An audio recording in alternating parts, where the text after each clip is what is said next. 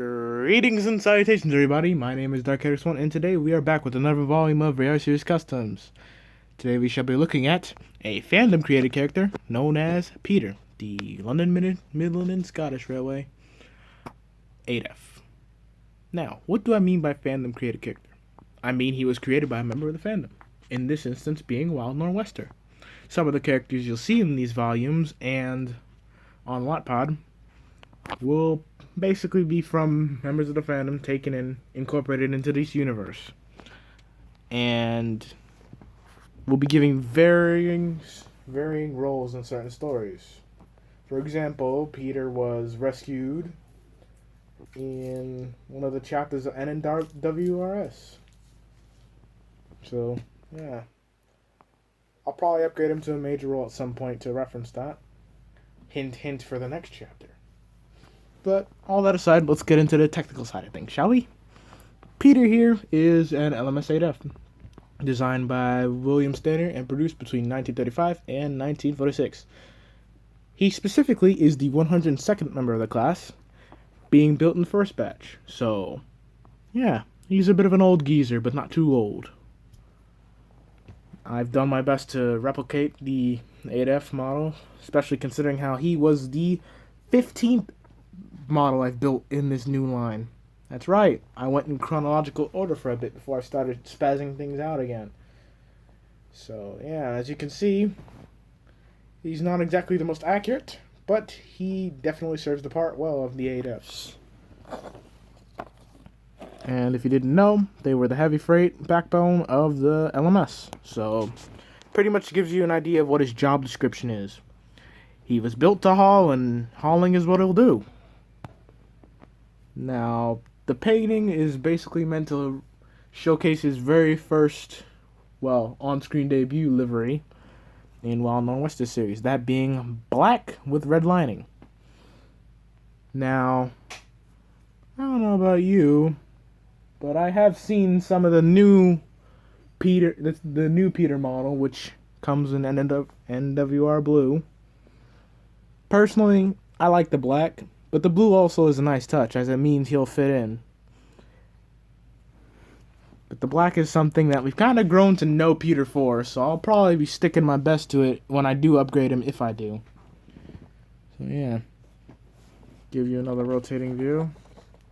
I've not done the best boiler tapering here, so that'll be a thing to work on in future.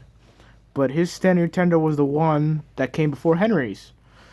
Henry's original tender was a lot more boxy and not as well crafted as this one was. So I decided to upgrade Henry's to look more like Peter's. And as you can see, Peter's also had the same sort of transformation. Double layers. Kind of gives it away. But with all that aside, he pretty much follows the basic description of most of my models. I've modeled the valve gear as best as I can for the 8Fs. Gave him a radio, added boiler domes, safety valves, and of course funnel, because you can't have a steam engine without a funnel. Well, you can, but it's not really a normal one, is it? Now, with that out of the way, let's put him up next to some of his other heavy freight friends. Here he is next to a 9F, Murdoch. And fun fact, 8Fs and 9Fs were sometimes partnered on the same trackage. So this is kind of historically accurate to see one of these two next to each other. And you can definitely see the upgrade in the F classifications.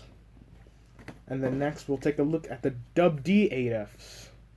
Specifically the 210 8F.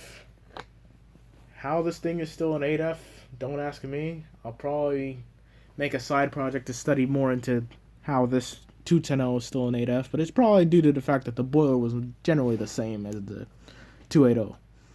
But here they are. Again, massive size difference, but that doesn't mean a difference in power. Away he shall go. So yeah, Peter's pretty neat for a first edition model. He'll probably get an upgrade. The only thing that would probably be kept during his upgrade is probably tender and the face, because those are something I think can stay, depending on how the new upgrade would, be able to incorporate them into it. But with that being said, I'd like to send this off on a higher note, stating that the next chapter of NWS shall be coming Saturday. I'll probably be working on it Friday. I took a break because I was still working out my school schedule, because I go to high school now.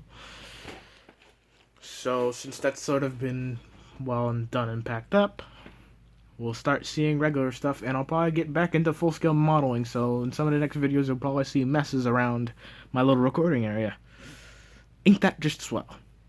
But anyway, this has been DarkHadix1, signing off with another volume of RWS Customs, and I look forward to seeing you in the next review. Have a good day!